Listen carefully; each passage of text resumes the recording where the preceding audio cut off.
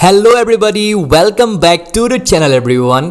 This is your boy Parth और आज हम बात करेंगे मशहूर क्लब रियल मैड्रिड के बारे में। किस तरह से रियल मैड्रिड भारत में अपना एकेडमी लेकर आए हैं जो कि इंडियन फुटबॉल को डेवलप होने में मदद करेंगे। लेकिन हियर इज द कैच, क्या रियल मैड्रिड का वाकई में ऐसा ही इंटेंशन है? Let's take a deep dive into the topic. शुरुआत करते हैं 2010 से, जब एफसी बार्सिलोना ने सबसे पहले इंडिया में अपना एकेडमी लॉन्च किया था। करीब 14 साल अपना एकेडमी चलाते हुए इसी साल एफसी बार्सिलोना ने भारत में रहे अपना सारा एकेडमी बंद कर दिए। आखिर ऐसा क्यों हुआ? क्यों एफसी बार्सिलोना ने इंडिया जैसे एक ग्रोइंग फुटबॉलिंग नेशन में अपना सारा प्रोजेक्ट सडनली आफ्टर 14 इयर्स रद्द कर दिए? चौंकाने वाला बात यह है कि एफसी बार्सिलोना के तरफ से इसका कोई स्पेसिफिक रीजन नहीं दिए गए। अपने वेबसाइट में एफसी बार्सिलोना ने सिर्फ कहा थैंक यू इंडिया। जाहिर सी बात है, एफसी बार्सिलोना जैसे एक बड़े फुटबॉल क्लब इंडिया में जिस इंटेंशन के साथ आए थे, कहीं ना कहीं उनका इंटेंशन इंडिया में सफल नहीं हो पाए। जिस तरह का प्रॉफिट वो अपने एकेडमी से निकलवाना चाहते थे, वो प्रॉफिट बार्सिलोना निकाल नहीं पाए। और एक बात को गौर कीजिए, बार्सिलोना ने दिल्ली, मुंबई, बेंगलुरु और पुणे में अपना एकेडमी शुरू किया था।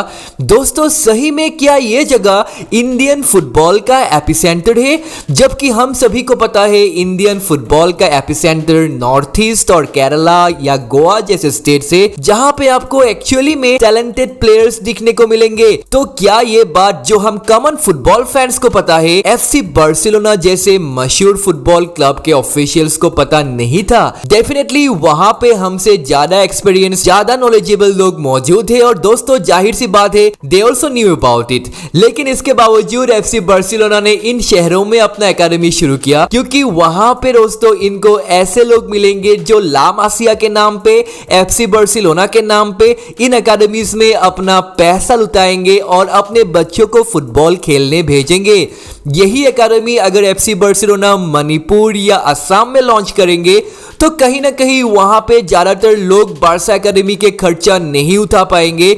सीधी सी बात यह है, नॉर्थ ईस्ट और केरला में बार्सिलोना ज्यादा प्रॉफिट नहीं कमा पाएंगे जितना प्रॉफिट इनको मुंबई, दिल्ली, पुणे और बेंगलुरु में मिलेंगे। लेकिन दोस्तों, अब जैसे कि 14 साल बाद एफसी बार्सिलोना ने अपना एकेडमीज बंद कर दिए, तो गाइस डेफिनेटली एफसी बार्सिलोना को इन शहरों में भी एकेडमीज ओपन करके लॉस ही हुए। यह इसलिए हुआ दोस्तों, इन शहरों में बार्सिलोना को बाकी स्पोर्ट्स से भी compete करना पड़ा। यहाँ पे बार्सिलोना जैसे बाकी स्पोर्ट्स के भी काफी सारे प्रॉफिट सीकिंग कंपनीज ने इन शहरों में अपना एकेडमीज ओपन करके बैठे हैं। तो गाइज कंपटीशंस वहां पे ज्यादा थे और फुटबॉल के पॉपुलैरिटी भी इन शहरों में compare to North East and Kerala और गोवा कम ही है। तो दोस्तों, जैसे कि एफसी बार्सिलोना प्रॉफिटेबल नहीं रहे, इसीलिए 14 साल बाद they shut down their academies in India. दोस्तों, बार्सिलोना अपने एकेडमीज एक grassroot sports organisation Conscient sports के साथ कोलैबोरेट करके ओपन किए थे। कॉन्साइन स्पोर्ट्स एक बहुत ही बड़ा ग्रासरूट डेवलपिंग ऑर्गेनाइजेशन है जिसका आईपीएल साइड दिल्ली कैपिटल्स के साथ एक कोलैबोरेटिव क्रिकेट एकेडमी भी है। तो गाइस, जैसे कि एफसी बार्सिलोना के साथ कॉन्साइन स्पोर्ट्स सफल नहीं रहे, तो अब कॉन्साइन स्पोर्ट्स ने रियल मैड्रिड को अपने जाल में फंसाया और जैसे कि 14 साल एफसी बार्सिलोना को लूटा, अब रियल मैड्रिड भी अपना पैसा यहाँ पे गंवाने वाले हैं। और मैं इसलिए ये कह रहा हूँ क्योंकि रियल मैड्रिड भी दिल्ली, मुंबई, पुणे और बेंगलुरु में अपना एकेडमी शुरू कर रहे हैं। तो गाइस, जहां पे एफसी बार्सिलोना छोड़ के गए थे, वहां से रियल मैड्रिड कंटिन्यू करेंगे। जिसका पास पैसा होगा वो अपने बच्चों को वहां पे भेजेंगे और अपना पैसा लुटाएंगे। दोस्तों, अब आप मुझे ये कहेंगे कि मैं क्यों इनको क्रिटिसाइज कर रहा हूं? एटलीस्ट कोई तो इंडियन फुटबॉल के डेवलपमेंट को लेकर कुछ कर रहे हैं। बेंगलुरु, पुणे, मुंबई और दिल्ली में ही सही, कोई तो कहीं पे कुछ कर रहा है। दोस्तों, मैं इसके खिलाफ नहीं हूं।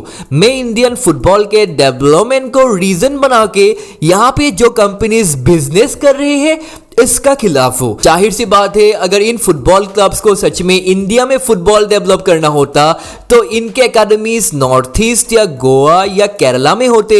और गाइस, क्या ये एकेडमीज एक लोअर मिडिल क्लास के लिए अफोर्डेबल है? दोस्तों, आपको चाहे अच्छा लगे या बुरा, यही रियलिटी है, यही सच में हो रहा है। और इंडियन फुटबॉल को तबाह करने का इन बड़े बड़े क्लबों का यही मास्टर प्लान है। दोस्तों, आप इसके बारे में क्या सोचते हैं? Do mention in the comment section.